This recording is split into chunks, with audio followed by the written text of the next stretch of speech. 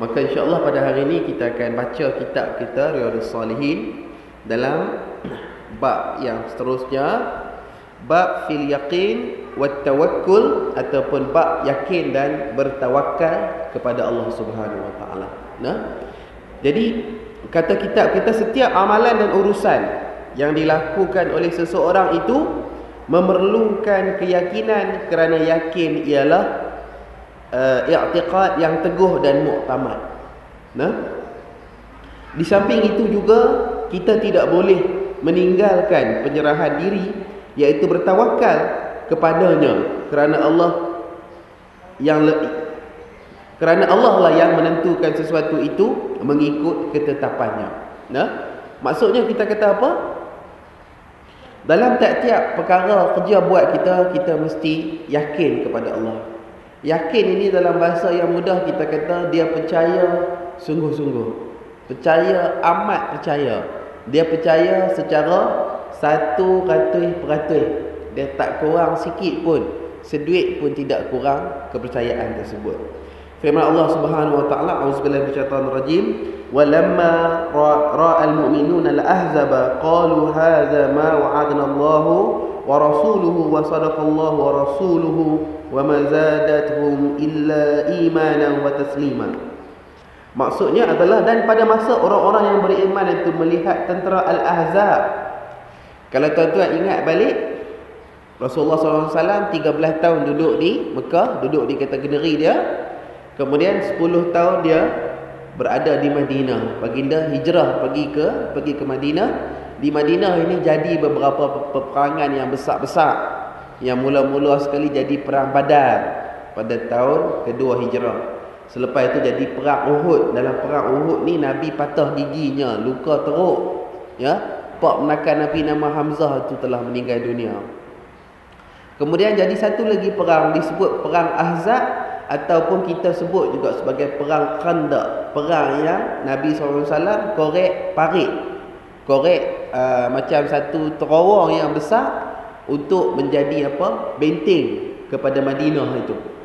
Yang perang ini disebut Ahzab sebab musuh yang mari nak serang ni, dia merupakan satu persekutuan, satu gabungan macam-macam orang Arab musyrikin, macam-macam golongan orang Arab kata musyrikin, yang mungkin duk berkelahi antara satu sama lain, tapi untuk memerangi orang Islam, mereka ni bersatu.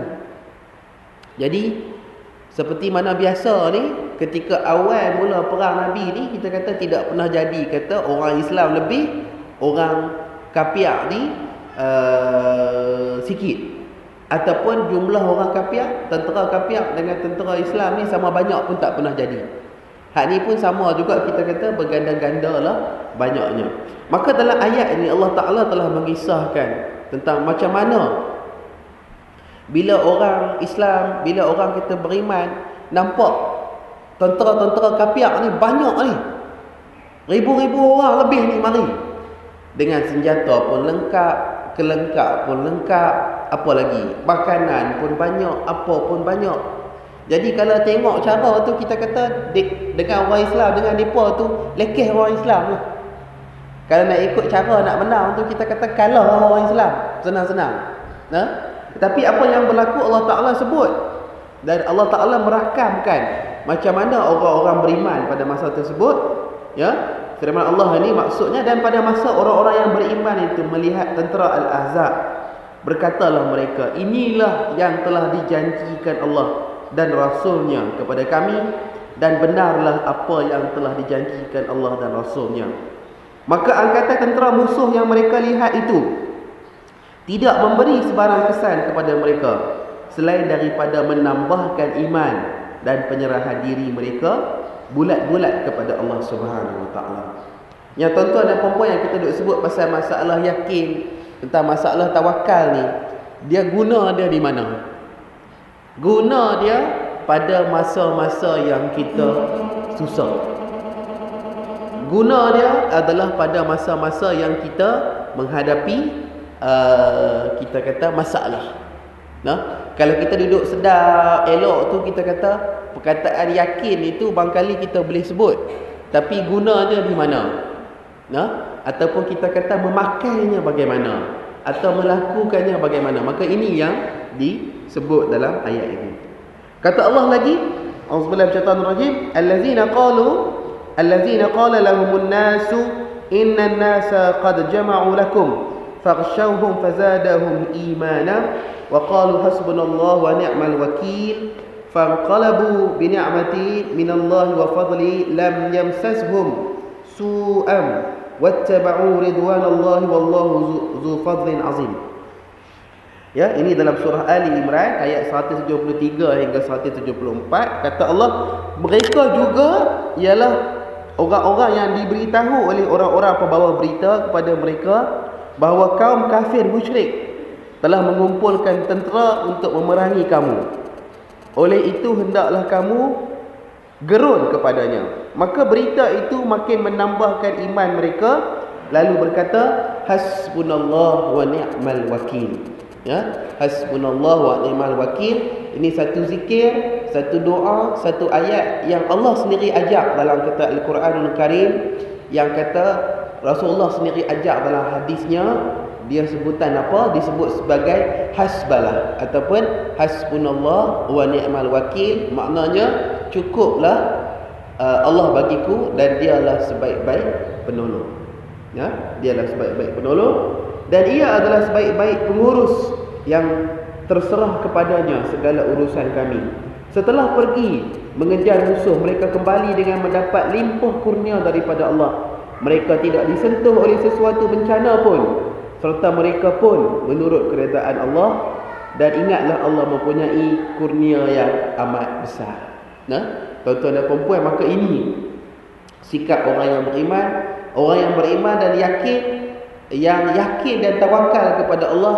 Bila jadi sebarang bentuk dugaan, bila mari sebarang bentuk mara bahaya, sebarang bentuk geruh, sebarang bentuk perkara-perkara yang kita kata menjadi ujian kepada keimanan kita, maka iman tu akan bertambah-tambah lagi. Bila ingat ke Allah, bila ingat pada Rasulullah, ingat pada sunnah Rasulullah, kekuatan tu bertambah-tambah mai lagi. Makin diuji makin kuat, makin jadi makin kuat.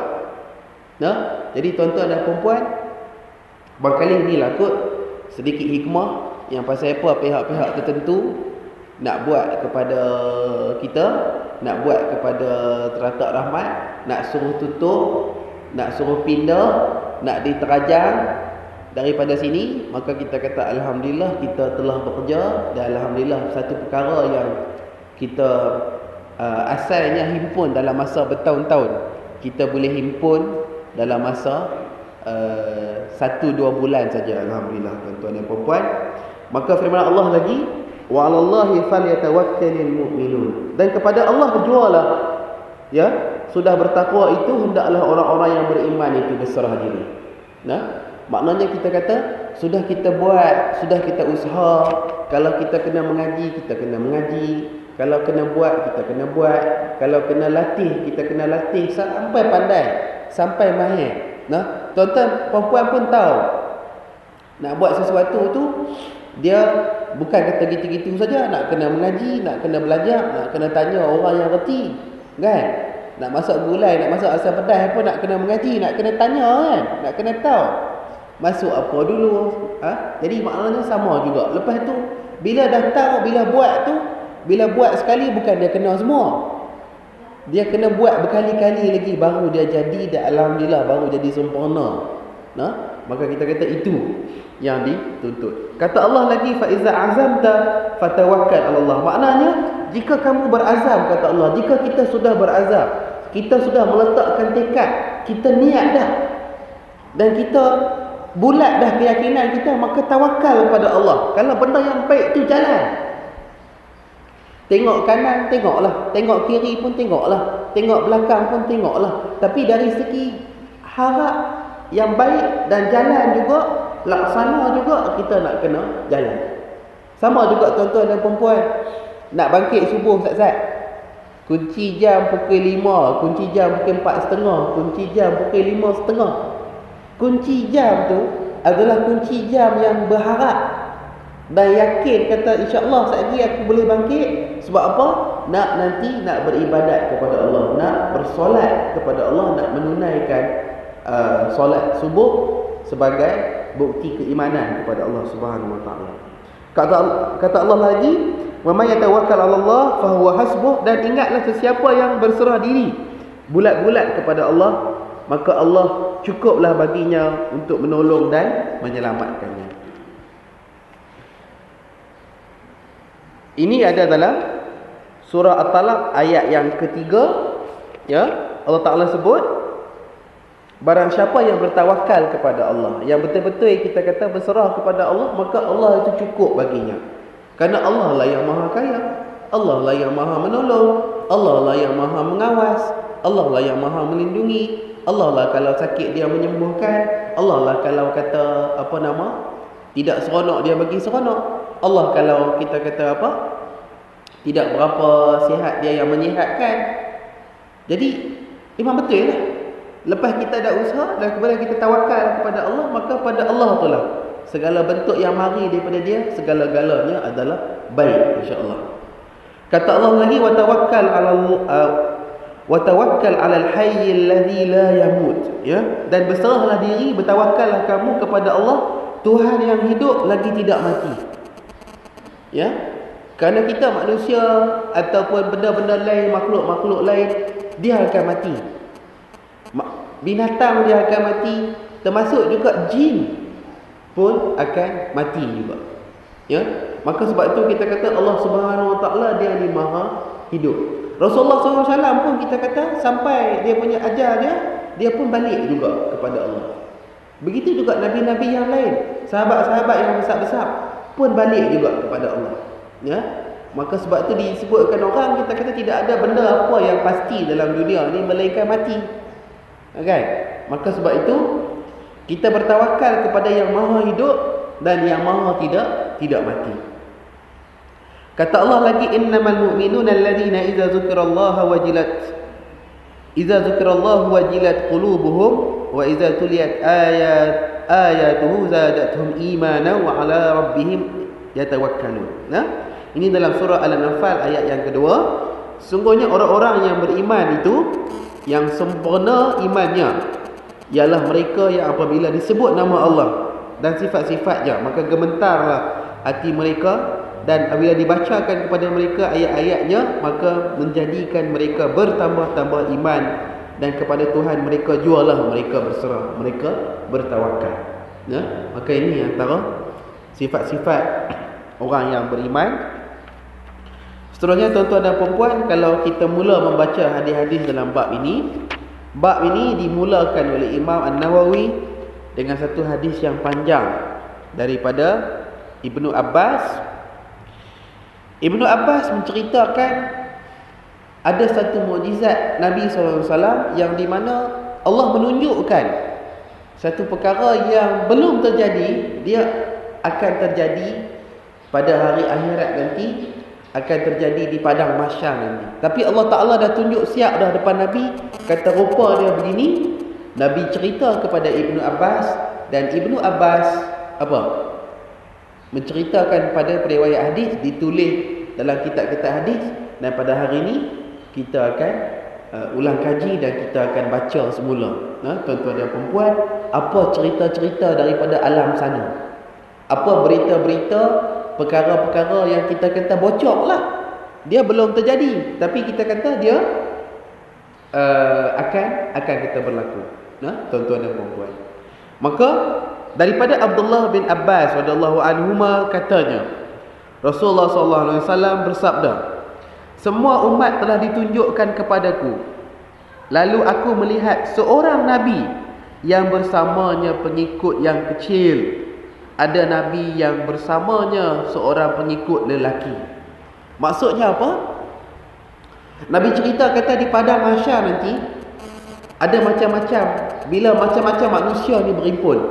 Daripada zaman Nabi Adam AS sampailah kepada zaman Nabi Muhammad, sampai kepada akhir zaman, sampai kepada manusia yang penghabis sekali mati, bila malaikat Israfil tiup sangkakala tu, kesemuanya, berarti kita, mak bapak kita, tok nenek kita, tok nyang kita, sampai tok nyang kepada tok nyang, hak awal sekali sampai pada Nabi Adam, Begitu juga kita dengan anak kita, dengan cucu kita, cicit, piut dan keturunan-keturunan yang bawah tu semua sampai ke kiamat nanti.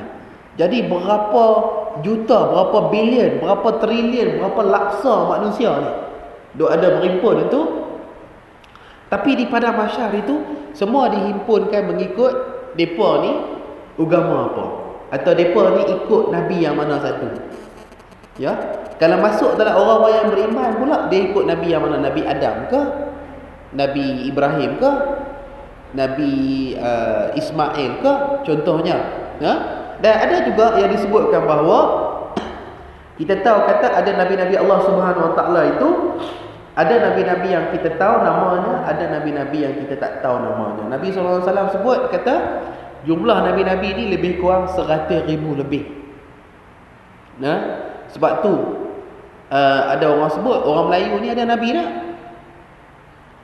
Kalau kata Allah Ta'ala izin, kalau dia menghendaki, adalah nabinya, kan? Tapi nabi itu mesti mari sebelum Nabi Muhammad lah. Nah, jadi kita kata kalau nak menyebut nama Nabi Melayu itu sekian benda, tak boleh disebut melainkan ada bukti daripada Al-Quran ataupun daripada hadis yang sahih. Ya, maka keadaan yang bakal berlaku di padang mahsyar itu, Nabi SAW nampak lagu mana? Dia nampak kena.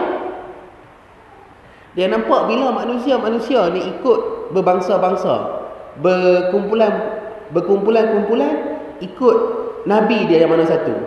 Maka ada Nabi yang Nabi tengok, kita kata dia pengikut dia sikit. Nah, ada Nabi yang bersamanya seorang pengikut lelaki, berarti dia Nabi. Lepas tu dia boleh ajak seorang aja. Umat dia hak lain semua tak mau ikut dia. Berarti dia dahlah Nabi, dahlah orang yang beriman, dahlah paling alim, paling arif. Tapi orang tak mau percaya juga kat dia. Ya, maka Nabi ni ada seorang pengikut. Ada Nabi yang bersamanya 2 orang pengikut lelaki. Bahkan ada Nabi yang tidak ada pengikut pun. Dia Nabi seorang-seorang, dia seru umat dia kepada Allah, kepada taat kepada Allah, kepada ibadat, kepada tauhid, kepada iman.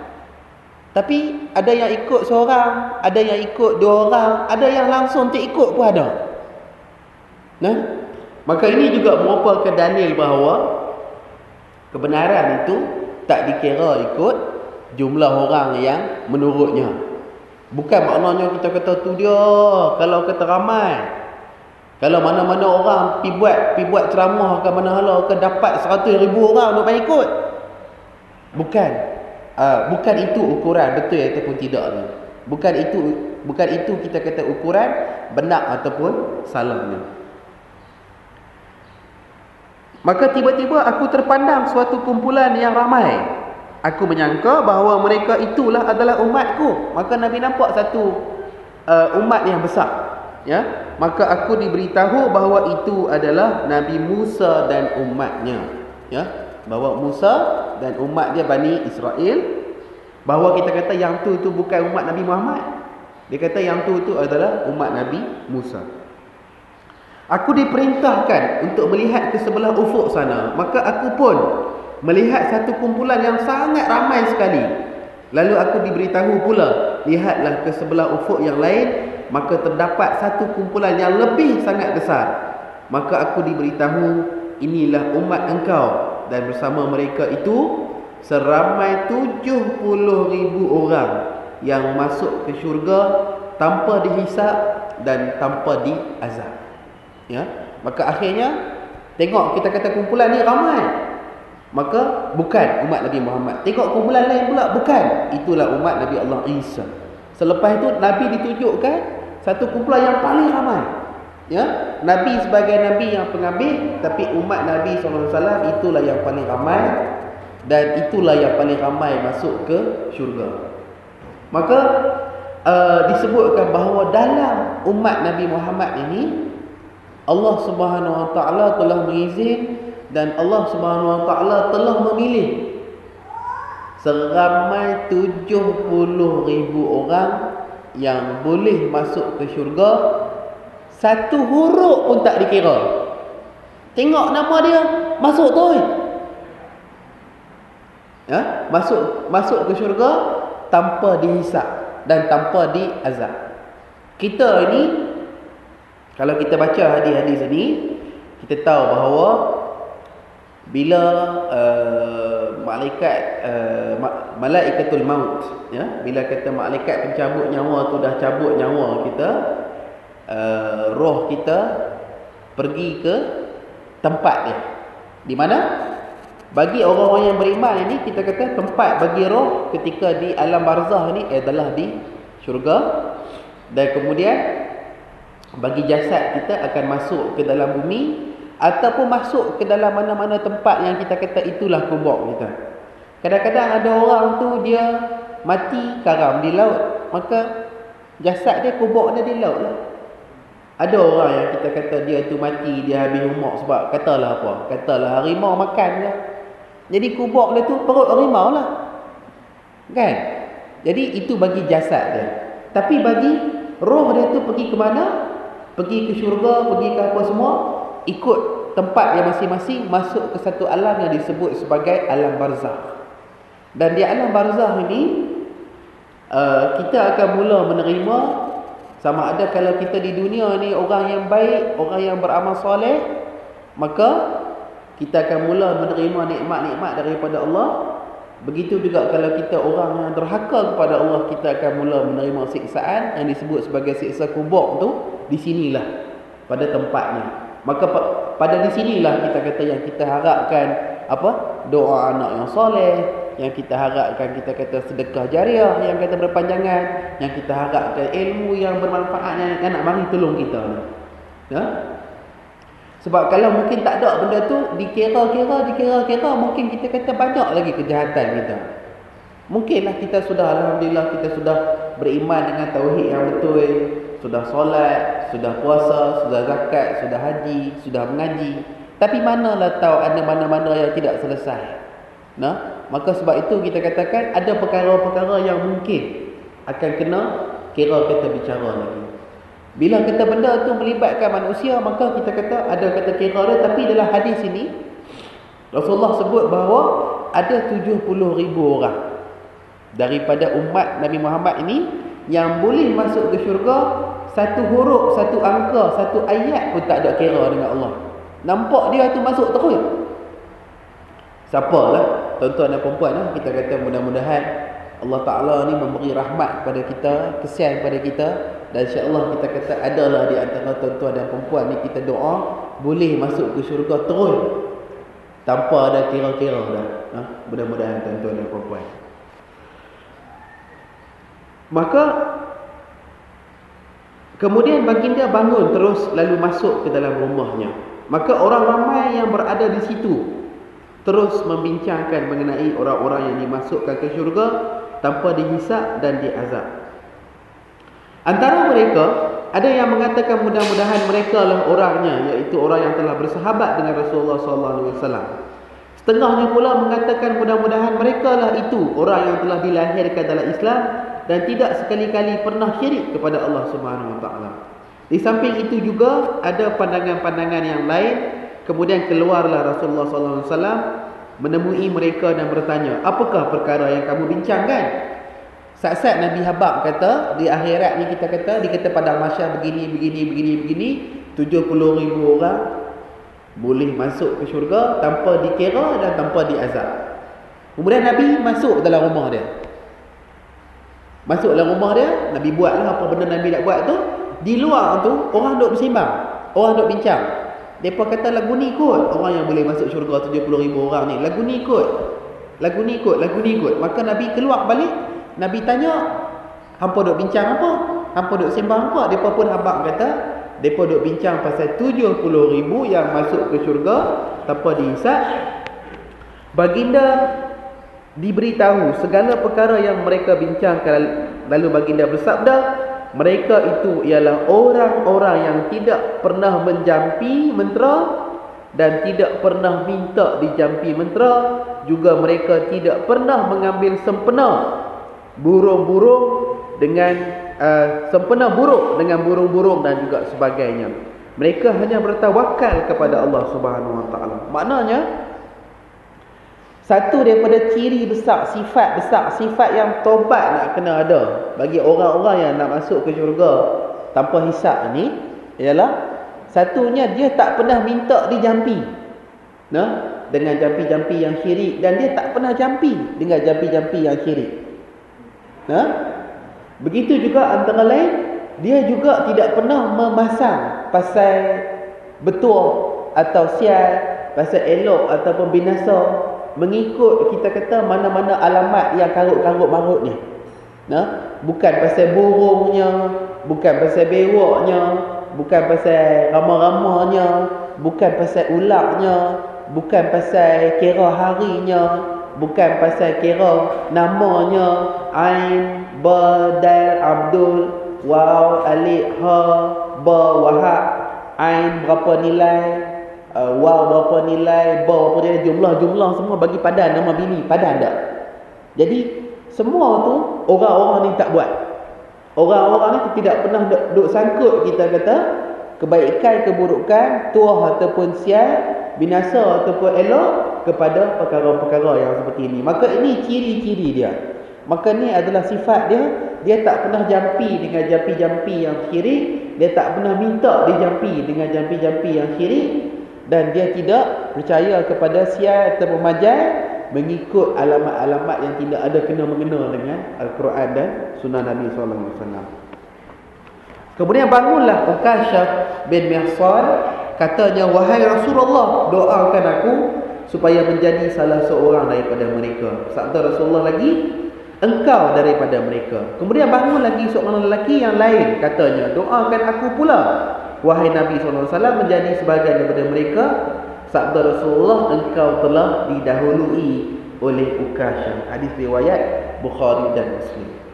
Maka bila Nabi itu habaq kata sekian-sekian orang masuk ke syurga tanpa dikira, sekian-sekian orang ni pula sifat dia begini, perangai dia begini, kerja buat dia begini, maka seorang daripada sahabat Nabi bernama Uqashah ni, dia telah sebut kata, wahai Nabi, wahai Rasulullah, tolong doa bagi saya jadi orang-orang tu. Rasulullah pun kata, insya-Allah termasuk. Rasulullah doa bagi dah. Kan? Bila orang lain minta, Rasulullah kata jadilah. Sebab kita kata aku dah doa bagi yang mula-mula tadi itu. Maknanya kita kata Nabi buat di sini, siapa cepat dia dapat. Kita pun duk tahu amalan-amalan yang baik, kalau kita duk tangguh-tangguh, kalau kita duk kata nantilah nak bagi lapang, nantilah ambil padi dulu, nantilah anak-anak dah besar, nantilah dah selesai macam ni, nantilah dah kata macam tu, nantilah baru nak bertaubat, nantilah baru nak solat malam, nantilah baru nak ikut sunnah. Jadi kita kata nantilah. Tapi maknanya kita kata para sahabat Nabi ni ada amalan-amalan yang baik mereka buat terus dekat mana larat. Kita bukan nak kata sempurna. Sebab itu tuan-tuan dan puan-puan, mungkin pendekatan persatuan orang kata persatuan Islah Perlis ni, dia buka rumah anak yatim dengan cara tak ada duit. Sebab bagi dia atau bagi kita persatuan Islah ni, kita nak tunggu duit tu ada sungguh baru nak mula buat. Waktu tu kita mungkin tak mampu dah. Sebab tu kalau contohlah tuan-tuan dan perempuan di Perlis ni pun ada. Lah ni tengah duk ada sebilangan sahabat-sahabat kita, depa tengah nak buka satu rumah anak yatim, tapi nak buat satu komplek besar. Yang nak himpun duit untuk membinanya sebanyak 8 juta ringgit. Katanya. Kita dengar 8 juta pun bukan tekak pengsan. Boleh keras, boleh masuk wad lah. Kita kata 60,000 pun kita susah. Ni pula mereka nak cari 8 juta ringgit. Jadi berapa tahun dah mereka duk himpun. Saya pun tak tanyalah tuan-tuan boleh kata berapa juta dah. Maka kita kata Persatuan Islah ni, dia cara dia menggunakan apa yang ada. Bila tingkat atas ni tidak digunakan, kita jadikan dia asrama anak yatim. Walaupun kita tak dapat 8 juta ringgit, tak dapat 2 juta, sejuta, tak dapat setengah juta, tak dapat 100,000 pun tak apa. Tapi dalam masa 4 tahun ni, kita sudah dapat satu pengalaman untuk membuatnya. Berarti kita kata, kalau kita dapat duit 8 juta, tapi tak erti nak buat, tak tahu caranya, tak tahu selok-beloknya, tak tahu sepak terajangnya, mungkin pada masa, bila mana masa tu mai, kita masih lagi duk merangkak-rangkak, teragak-agak, bertatih-tatih duk buat. Ya, jadi kita kata dengan cara kita ini, buat dengan apa yang ada, buat dengan apa yang boleh. Nah, bukanlah nak buat begitu teruk, bukan nak buat cara halal balai, nak buat cara lekeh-lekeh, bukan. Tapi setakat mana benda tu tertibnya ada, sunnahnya ada, tepat pada undang-undang negara, kita buat walaupun tidak semesti cantik, walaupun tidak semesti mewah. Sama juga tuan-tuan dan puan-puan, tak payah tunggu ada duit 1,000, 2,000, 3,000, 18,000, bukan. Nah, mudah-mudahan dengan kita kata RM1, RM2, 5 kupang, sekupang, sekepiang pun yang tuan-tuan puan-puan berikan ke jalan Allah, mudah-mudahan itulah yang berkat dan itulah yang Allah Subhanahu Wa Taala terima. Nah, kalau kita nak bangkit solat malam, kita nak tunggu solat macam Rasulullah tu hak lama tu. Daripada lepas Isya duk solat sampai dekat-dekat nak azan subuh baru sudah ni. Kita mungkin tak larat. Kita nak solat, kita kata 11 rakaat hak lama tu, baca satu Quran tu, mungkin tak larat. Baca satu juz pun tak larat. Jadi akhirnya 2 rakaat. Tak boleh 2 rakaat pun, akhirnya 1 rakaat witir. Kena pula solat sunat ni tak boleh berdiri, kita boleh duduk. Duduklah. Bertimpuhlah. Kalau orang tengok apa pelik ni, duduk solat. Kan? Tak apalah. Kita kata, kalau kata makcik-makcik duduk pakai telekong, tak apa. Kalau kami duduk jempak pasal apa ni, kan? Jadi kita kata tak apa. Tak payah tunggu nak hebat, tak payah tunggu nak banyak, tak payah tunggu nak kita kata sempurna segala-galanya. InsyaAllah kita buatlah dengan apa yang ada di tangan. Ya? Kita kata mudah-mudahan kita kata kita boleh himpun macam-macam tu. Ya? Jadi insyaAllah lah. Bukan saya nak kata usaha kawan-kawan kita nak himpun 8 juta tu tidak penting. Penting dan baik. Nah, cuma kita kata kita duk fikir, kalau pada kepala otak kita nak himpun 8 juta tu mungkin kita tak terbuat. Nah, sebab kita nak himpun 60,000 pun susah makan tahun. Jadi kita kata yang ni masing-masing punya kata pendekatan, mudah-mudahan semuanya jadi baik untuk apa? Untuk kemajuan sunnah yang kita cintai, sunnah yang kita kasihi dalam negeri Perlis ni dan juga di Malaysia ni. Pengajaran hadis, ada di antara umat Rasulullah SAW yang mendapat rahmat daripada Allah, dimasukkan ke syurga tanpa dihisap dan diazab, yang mana ia telah ditentukan oleh Allah Subhanahu Wa Taala. Oleh itu kita juga sebagai umat Nabi Muhammad hendaklah berusaha meningkatkan ibadat kita kepada Allah Subhanahu Wa Taala daripada semasa ke semasa supaya memperolehi rahmat daripadanya. Ini yang saya sebut adalah harap. Ini yang kita sebut adalah harap. Maknanya kalau tak ada harap yang baik, tak ada baik sangka kepada Allah, tak ada harap dan tak ada yakin kepada Allah, kita mungkin tak boleh buat. Kita mungkin tak boleh buat juga ibadat tu. Kita kata sungguh ibadat kita ni rempang, main-main, nak bagi cepat sudah. Tapi kena buat jugalah. Sebab kita kata Nabi dah suruh begitu, Allah dah suruh begitu. Kan? Kita nak tunggu yang kita sempurna tu, yang kita kalau kita duk solat turun bom tu, apa pun tak jadi, kita duk solat lagu tu lah. Kita kata mungkin tak kot. Kan? Kita ni apa teringat, kita kata kot-kot apa? Ayat apa? Masa ayat tak tutup pun kita dah risau dah. Kan? Jadi kita kata itu sebagai manusia kita banyak kelemahan.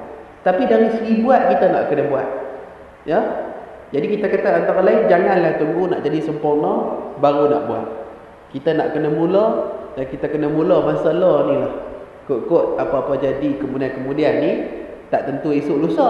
Mungkin saat-saat lagi apa-apa jadi pula, mungkin tak dah. Nah, tuan-tuan dan puan-puan.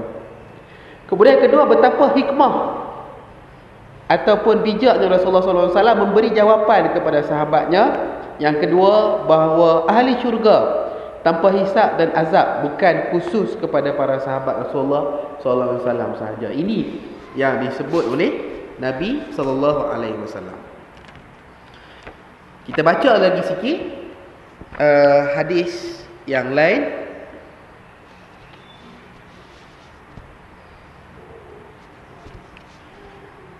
An Ibni Abbas radhiyallahu anhuma aidan anna Rasulullah sallallahu alaihi wasallam kana yaqulu Allahumma laka aslamtu wa bika amantu wa alayka tawakkaltu wa ilayka anabtu wa bika qasamtu Allahumma inni a'udzu bi'izzatika la ilaha illa anta an tudillani antal hayyul ladzi la yamut wal jinnu wal insu yamutun. Ya, dalam sebuah hadis ini disebut juga oleh kata Ibnu Abbas bahawa Rasulullah ni ada berdoa dengan satu doa. Daripada Abdullah bin Abbas juga bahawa Rasulullah SAW pernah berdoa, ya Allah, aku berserah kepada Engkau, aku beriman kepada Engkau, aku bertawakal kepada Engkau, aku kembali pun kepada Engkau, dan aku berjuang kerana Engkau. Ya Allah, aku berlindung dengan kemuliaan dan kekuatan Engkau. Tidak ada Rabb, tidak ada Tuhan yang layak disembah melainkan Engkau. Janganlah aku disesatkan. Engkaulah yang hidup dan tidak akan mati, sedangkan jin dan manusia semuanya akan mati. Ini doa Nabi daripada hadis daripada orang kata Ibnu Abbas, ada dalam Sahih Al-Bukhari dan Sahih Muslim, hadis muttafaqun alaih. Ya. Dalam hadis ini menunjukkan bahawa Nabi Muhammad sendiri masih duk berdoa, janganlah bagi dia sesat. Janganlah bagi dia sesat. Ya. Kita dalam solat pun kita duk doa, ihdinas siratal mustaqim, siratal ladzina an'amta alaihim ghairil maghdubi alaihim waladdallin.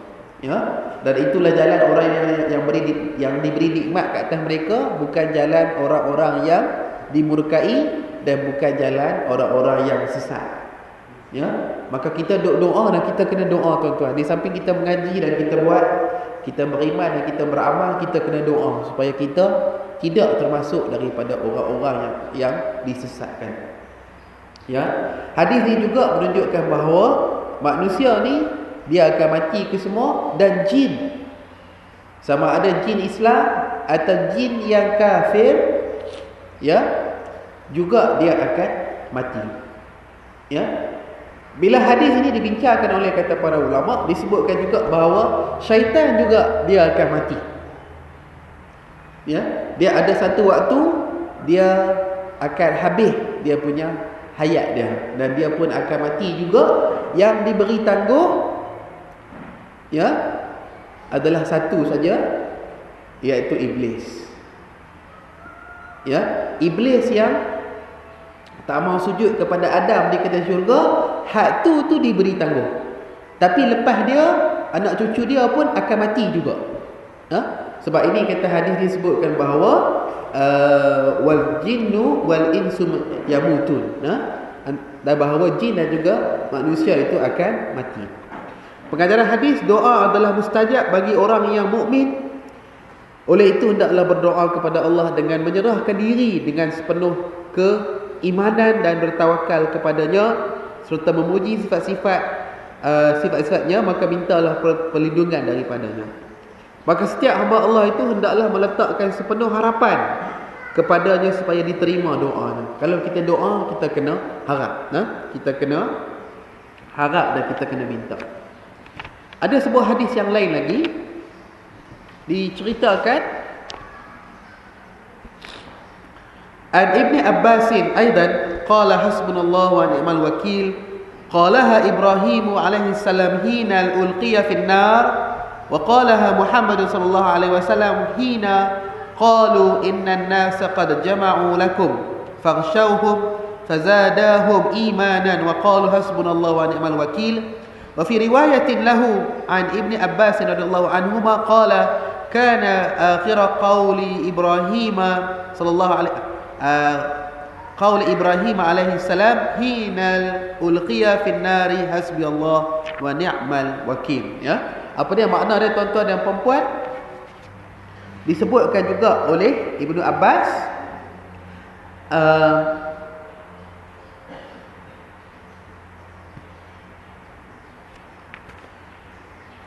Nabi Ibrahim alaihi salam telah membaca ayat hasbunallah wa ni'mal wakil ketika dicampak ke dalam api. Kalau tuan-tuan ingat, Nabi Allah Ibrahim ini pada masa dia ada seorang raja yang zalim, yang kafir, yang syirik, yang tidak mau mengikut kehendak-kehendak Allah, tak mau tunduk kepada Allah. Dia pula pergi tangkap Nabi Ibrahim, pergi buat unggun api besar, sebesar-besarnya. Lepas tu panggil habis rakyat dalam kategori dia, ni aku nak bakar ni, aku nak buang orang yang mengaku Nabi ni, nama dia Ibrahim, kan, ke dalam api ni, supaya ditengok oleh apa semua, jangan duk jadi macam dia. Maka dikatakan api tu dibiak besar dulu, dan lepas tu Nabi Ibrahim ni dibubuh dalam satu plastik besar, dibubuh dalam satu terbih besar. Terbih ni bukan terbih batu kecil-kecil ni, bukan terbih cabai borong ni, bukan, tapi bubuh terbih tu terbih dia. Maka bila diterbih Nabi Ibrahim tu ke dalam api yang sangat besar, maka Nabi Ibrahim baca hasbunallah wa ni'mal wakil. Hasbunallah wa ni'mal wakil, cukuplah Allah bagiku dan dia adalah sebaik-baik penolong. Dan telah dibaca juga oleh Nabi Muhammad SAW semasa mereka berkata, sesungguhnya manusia, orang-orang kafir, telah berkumpul kerana hendak menyerang kamu. Maka hendaklah kamu gerun kepada mereka. Berita itu makin menambahkan iman orang-orang mukmin, dan mereka berkata, cukuplah Allah untuk menolong kami, dan dialah sebaik-baik pengurus, segala urusan kami terserah kepadanya. Dalam satu riwayat yang lain daripada Abdullah bin Abbas juga, katanya akhir kalimah yang diucapkan oleh Nabi Ibrahim alaihissalam ketika dicampakkan ke dalam api itu adalah hasbiyallah wa ni'mal wakil. Ya. Jadi ini juga merupakan satu dalil bahawa kita sebagai manusia ni, sebagai orang yang beriman ni, Rasulullah kata sebaik-baik akhir manusia ni dia berakhir dengan menyebut kalimah la ilaha illallah. Nah, itu kita kata kesudahan yang baik, husnul khatimah. Yang termasuk juga dalam husnul khatimah adalah dia habis tu juga dengan perkataan-perkataan yang baik. Misalnya kita kata Nabi Ibrahim, perkataan yang pengambil dia yang dia ucapkan adalah hasbunallah wa ni'mal wakil. Ya, Nabi Ibrahim dia habis umur dia tidak ucapkan la ilaha illallah, dia ucapkan hasbunallah wa ni'mal wakil pun boleh juga. Yang paling baik tadi la ilaha illallah. Kalau tak boleh, perkataan seperti hasbunallah wa ni'mal wakil, ataupun mana-mana zikir, mana-mana kita kata pujian kepada Allah Subhanahu Wa Taala pun baik juga. Ya, kok-koklah terkejut tergempak. Ya, pada kata masa tu kita pun kita nak sebut hak tu, tapi terkeluar hak lain, tak apalah. Kalau dia baik pun tak apa. Nah, kalau kita dah kata ready, tak apalah. Kalau kok-kok tak ready, nah, kalau kok-kok belum siap. Mengajar hadis, tiap-tiap Muslim hendaklah mengabdikan dirinya sepenuhnya kepada Allah, lebih-lebih lagi dalam keadaan yang terdesak, nescaya terpelihara daripada malapetaka. Kita persebut yang nak yakin, yang nak bertawakal pada Allah ni, pada masa kita ni terdesak sangat. Pada masa kita ni susah sangat-sangat. Pada masa kita ni kita kata macam apa? Kapal itu dah karam dah. Ayak dah masuk dalam kapal dah. Ayak dah masuk dalam perahu dah. Pada masa itulah kita kata kita akan diuji, kita akan yakin ke tak kepada Allah, kita tawakal ke tak kepada Allah Subhanahu Wa Taala pada masa itu. Perkataan hasbunallah wa ni'mal wakil mempunyai hikmah yang amat besar, hampir sama dengan hikmah kalimah la ilaha illallah. Dan sifat bertawakal atau berserah diri amat dituntut oleh Islam semasa hidup di dunia. Hadis yang lain,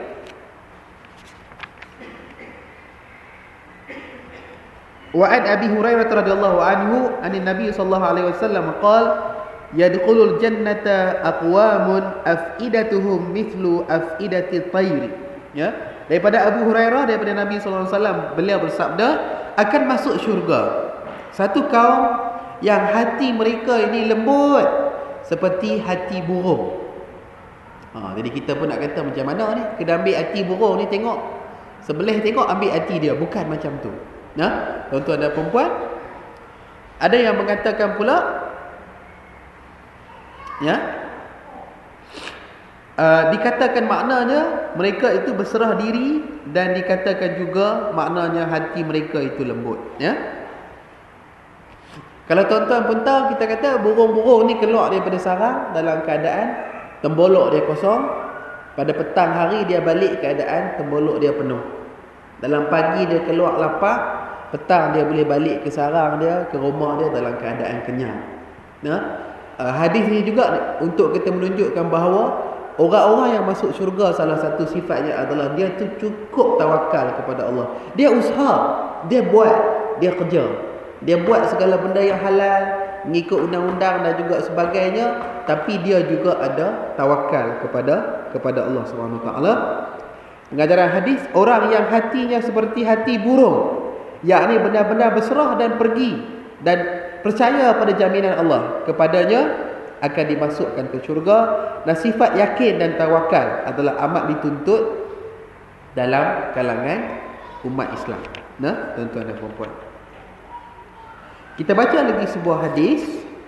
Saya rasa sikit lagi saya baca maksud saja daripada Jabir radhiyallahu anhu, bahwasanya Jabir telah mengikuti Nabi sallallahu alaihi wasallam dalam peperangan Zatul Riqa di wilayah Najd. Ketika Rasulullah SAW itu kembali, Jabir pun kembali bersama mereka. Pada waktu tengah hari, mereka pun sampai di sebuah lembah yang banyak terdapat pokok-pokok. Maka Rasulullah pun turun dan orang-orang lain pun masing-masing mencari perlindungan di bawah pokok. Maksudnya, ni seorang sahabat bernama Jabir bin Abdullah cerita bahawa Nabi SAW satu masa pergi perang, dalam satu perang yang disebutkan nama dia perang Zatul Riqa. Ya. Balik daripada perang, sahabat ni pun, Jabir ni pun balik bersama Nabi SAW. Ketika tu tengah hari, dah panas sangat dah. Walaupun mereka bangsa Arab, mereka pun tak tahan pada waktu panas ni, sebab nanti kita boleh terkejut panas. Bila kita terkejut panas, maknanya nanti apa? Fungsi otak tu dia akan mula berhenti, dia akan mula jadi slow. Silat-silat ada yang mati dengan punca terkejut panas pun dia. Maka Rasulullah pun berhenti, jumpa di sebuah lembah yang banyak pokok-pokok, dan para sahabat pun pakat cari pokok-pokok. Dia pun nak berehat di bawah pokok tu, tunggu panas reda, baru dia pun nak berjalan pula.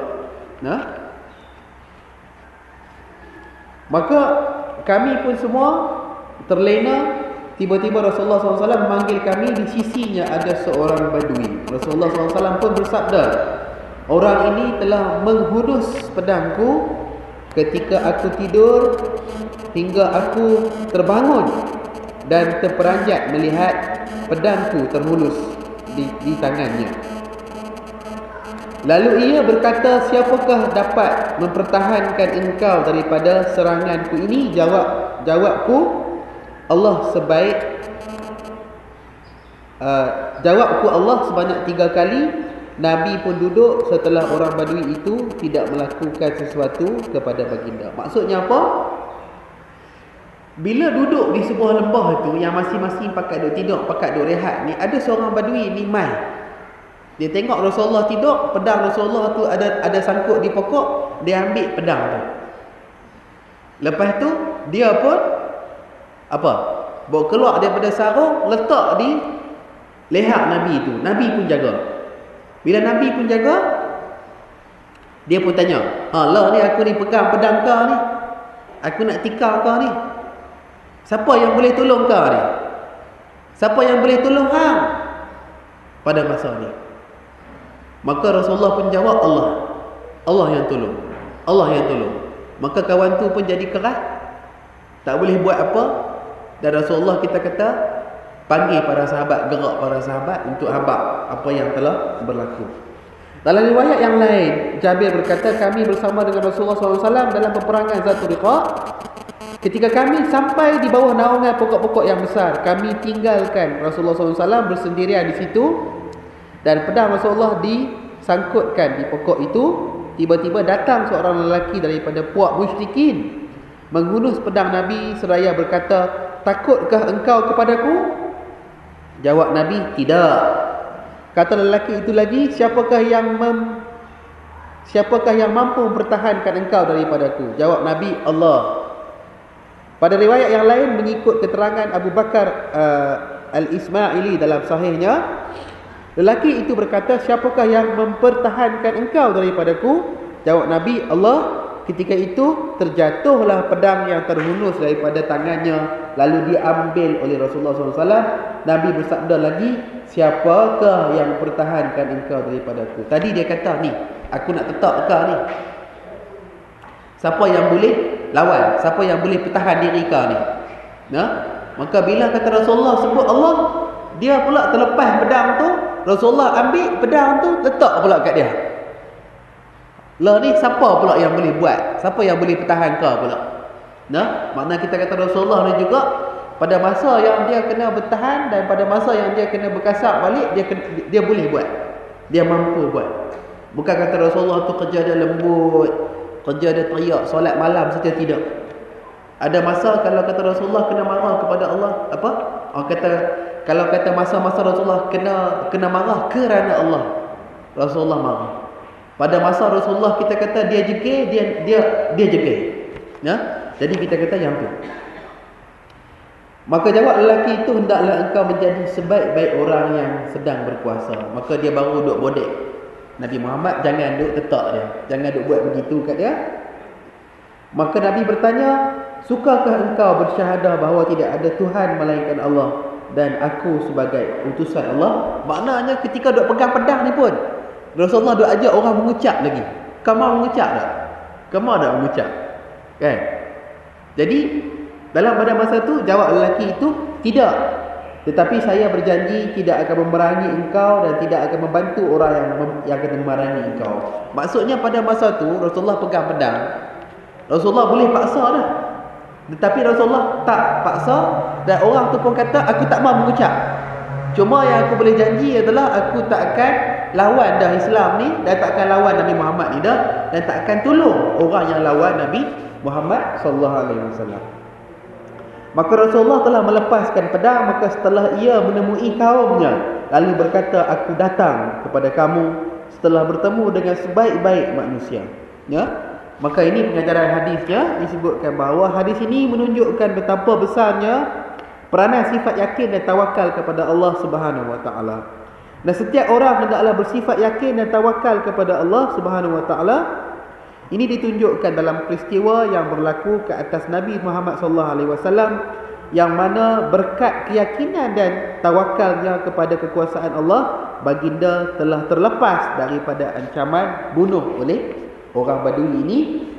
Yang ketiga, cara orang beriman dan orang kafir dalam menghadapi sesuatu ancaman adalah berbeza, di mana orang beriman bergantung kepada Allah dengan berserah dan bertawakal kepadanya. Sebaliknya orang kafir tidak demikian. Orang kafir ni dia kita bergantung kepada apa? Kalau kita orang Islam bergantung kepada Allah, bertawakal kepada Allah, yakin kepada Allah, orang kafir ni dia bergantung pada mana? Ada orang kata lah segala pokok lah, batu lah, besi lah, binatang lah, mungkin jugalah. Tapi antara lain dia pun tahu, kalau yang dia beli mahal-mahal 3,000, 2,000, 1,000 yang buat daripada emas tok kong, yang buat daripada kaca, yang buat daripada batu dan macam-macam perkara, dia pun tahu kalau dia ambil balik ke dinding, benda tu pecah, tak ada siapa boleh tolong. Maka akhirnya dia hanya boleh bergantung pada diri dia saja. Dia hanya boleh bergantung kepada ram dia saja. Dan itu pun kita kata antara lain. Yang keempat, yakin dan sabar itu adalah teruji di saat-saat yang genting. Maksudnya kita kata, kita kalau bukan genting, kita kalau bukan dalam keadaan telok di hujung tanduk, yakin dan tawakal itu dia tak berapa nak teruji sangat. Nah, hari ni kita boleh kata, oh saya ni yakin, oh saya ni tawakal. Ya, tapi kalau masa hak jadi itu, masa hak jadi sungguh tu, masa yang genting tu, masa yang sudah jadi kita kata antara hidup dan mati misalnya, pada masa itulah kita kata sifat tawakal ini dia sangat-sangat terpakai. Jadi ini daripada Nabi SAW. Hadis yang lain, an Umar radhiyallahu anhu qala sami'tu Rasulullah sallallahu alaihi wasallam yaqul law annakum tatawakkaluna 'ala Allahi haqqa tawakkulihi la razaqakum kama yarzuqu at-tayra yaghdu taqdu qimasan wa taruhu bitanan, ya. Daripada Umar, dia berkata, aku mendengar bahawa Rasulullah SAW itu, kita kata, bersabda, andainya kamu bertawakal, menyerah diri kepada Allah dengan bersungguh-sungguh, nescaya Allah akan memberi rezeki kepada kamu sebagaimana burung-burung yang keluar pagi dengan perut kosong atau lapar dan kembali pada waktu senja dengan perut kenyang. Hadis riwayat Tirmizi, katanya hadis hasan sahih. Nah, makna kita kata dengan yakin dan dengan tawakal yang kita sungguh-sungguh, macam itulah pula burung-burung. Nah, dia pergi dengan keadaan tak ada apa, Allah Ta'ala memberikan dia rezeki. Nah, dari segi usaha kita nak kena usaha, dari segi beriman kita nak kena beriman, dari segi bekerja kita nak kena bekerja. Nah, tuan-tuan dan puan, pengajaran hadis, Allah Subhanahu Wa Ta'ala menjamin akan memberi rezeki kepada sesiapa sahaja yang bertawakal dan bersungguh-sungguh, walaupun dalam perkara-perkara yang sekecil mana pun. Namun begitu, ikhtiar adalah menjadi syarat kepada orang yang berserah diri kepada Allah Subhanahu Wa Ta'ala. Kalau syarat sah kepada solat, kita kena tutup aurat, kita kena solat pada waktunya, kita kena solat menghadap kiblat dan juga macam-macam lagi. Tapi syarat kepada tawakal ni adalah kita kena usaha, kita kena buat, kita kena kerja, kita kena bubuh orang kita di situ. Buat pula perkara-perkara yang halal, insya-Allah kita kata mudah-mudahan Allah Ta'ala akan membantu kita dengan segala urusan kerja kita. Saya rasa hari ni tak boleh habis bab ni. Panjang umur, kita akan sambung pada bulan depan. Saya ingat kita punya yang di ketua pun ada, yang di ketua ada nak bercakap apa-apa, silakan.